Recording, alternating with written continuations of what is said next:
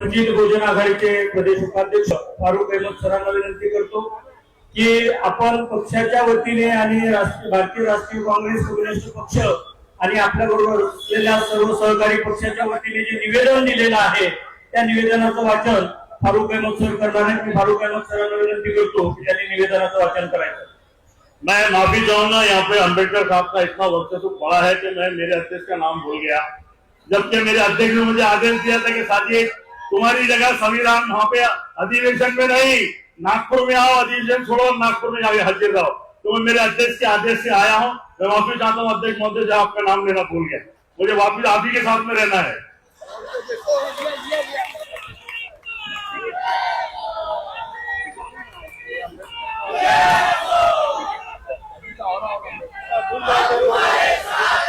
हो गई है पीर पर्वत सी पिघलनी चाहिए, इस हिमालय से कोई गंगा निकलनी चाहिए। तेरे सीने में नहीं मेरे सीने में सही, हो कहीं भी मगर आग जलनी चाहिए। सिर्फ हंगामा खड़ा करना हमारा मकसद नहीं, सिर्फ हंगामा खड़ा करना हमारा मकसद नहीं। हमारी कोशिश है कि ये व्यवस्था बदलनी चाहिए, हमारी कोशिश है कि ये सूरत बदलनी चाहिए। सभी महामानवों को विनम्र अभिवादन करता हूं। आज पूरी दुनिया में हम देख रहे हैं अमेरिका और इजराइल के खिलाफ एक देश लड़ रहा है, उस देश का नाम ईरान है। ईरान के एक भी नेता का नाम एप्स्टीन फाइल में नहीं है। वो देश लड़ रहा है और हमारा नमूना मुजरा करने को इजराइल में जा रहा है। ईरान को लड़ना ईरान तय करता है और भारत पाकिस्तान से लड़ेगा कि जंग रोकनी है, ये ट्रम्प ट्वीट करके बताता है। ऐसी सूरत में आज यह आंदोलन यह चेतावनी देने के लिए आदरणीय बाबा साहब अम्बेडकर जी के और सरकार साहब के नेतृत्व में यहाँ निकाला गया है। हमने 19 मार्च को मोहन भागवत जो सत्संग चालक है उनको एक पत्र आदरणीय बाला साहब और सरकार साहब के दस्तखत से भेजा था। उस पत्र का जवाब मोहन भागवत ने अब तक नहीं दिया है, इसलिए आज इस मंच से हम वो पत्र आप तक साझा कर रहे हैं। वो पत्र आपको पढ़कर सुना रहे हैं और इस मंच से हम उस पत्र को सार्वजनिक करने की घोषणा करते हैं। भाइयों, ये पत्र की शुरुआत से पहले एक बात ध्यान में रखिए, तथागत से लेके छत्रपति शिवाजी महाराज और बाबा साहब तक समता विषमता का जो संघर्ष था, यह आंदोलन महज उस संघर्ष के लिए नहीं है। यह आंदोलन एक धर्म या जाति के या किसी समूह के अधिकार के लिए नहीं है। यह आंदोलन किसी राजनीतिक पार्टी के हित के लिए नहीं है।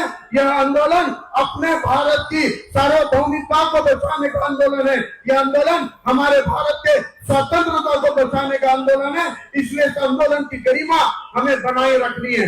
मैं इस पत्र में लिखे हुए सभी मुद्दों को आपके सामने साझा कर रहा हूँ।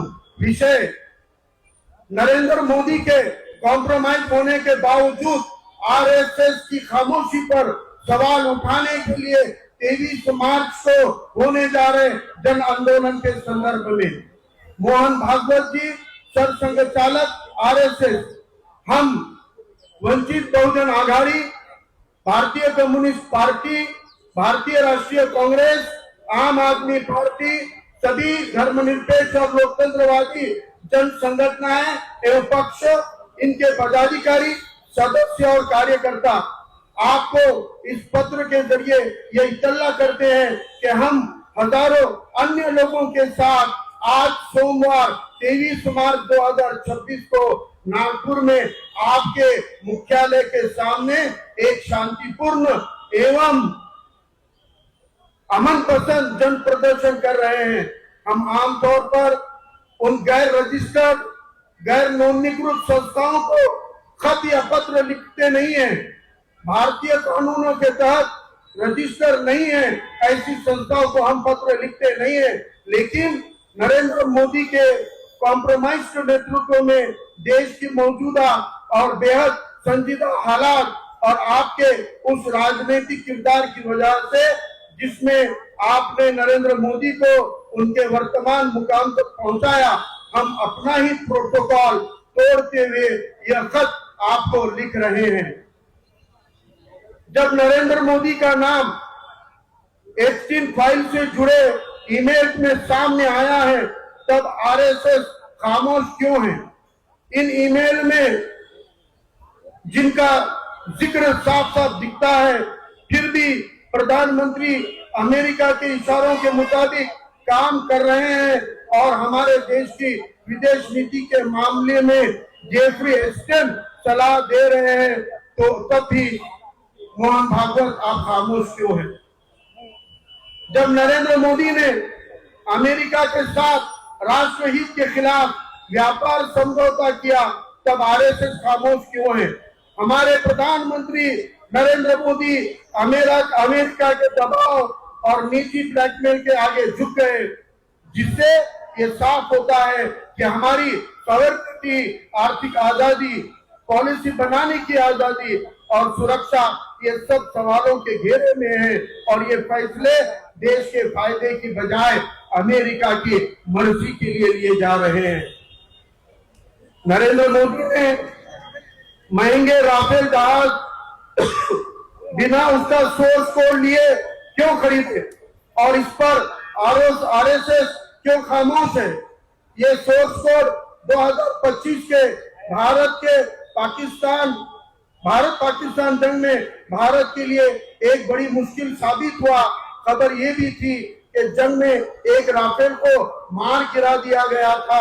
ये राफेल भारतीय सीमा के अंदर या बाहर गिरा?